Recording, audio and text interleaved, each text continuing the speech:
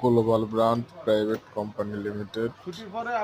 এখানে সকল প্রকার পিসি, ভালো ভালো পিসি তৈরি করা হয়। এখন একটা পিসি তৈরি করা হবে। প্রথমে স্ক্রু দিয়ে প্রত্যেকটি নাট খুলে